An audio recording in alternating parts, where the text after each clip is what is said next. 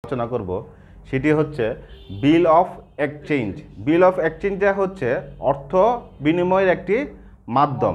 একটি order shipment করার ক্ষেত্রে বা সাপ্লায়ারের অ্যাক্সেসরিজ রিসিভ করার পর আমাদেরকে কি করতে হয়? অর্থ প্রদান করতে হয়। সেই ক্ষেত্রে আমাদেরকে কি করতে হয়? আমাদেরকে বিভিন্ন ডকুমেন্টসের উপর ভিত্তি করে আমাদেরকে বিল অফ এক্সচেঞ্জটা তৈরি করতে হয়। একটি প্রাপক এবং প্রেরকের মধ্যে একটা অর্থ বিনিময় একটা হয়ে থাকে।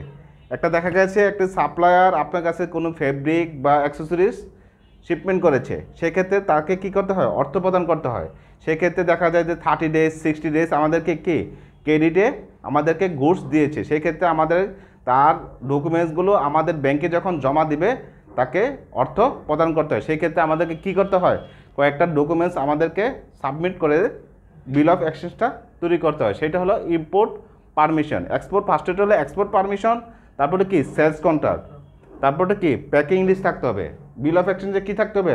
প্যাকিং লিস্ট থাকতে হবে, যে আমাকে যে গুডসগুলো সে পাঠিয়েছে সে এভিডেন্সটা থাকতে হবে। তারপর কি ডেলিভারি চালান থাকতে হবে।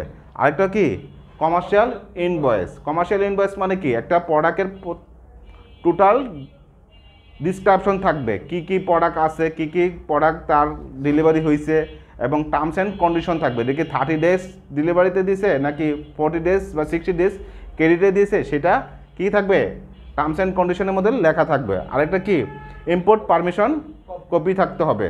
আরেকটা কি এলসি থাকবে, এলসি যে ডকুমেন্টসটা আছে সেই কপিটা থাকতে হবে, এবং সেই অনুযায়ী আমাদেরকে কি বিল অফ এক্সচেঞ্জটা তৈরি করতে হবে। ঠিক আছে। আর এই বিল অফ এক্সচেঞ্জটা দেখা যাচ্ছে যে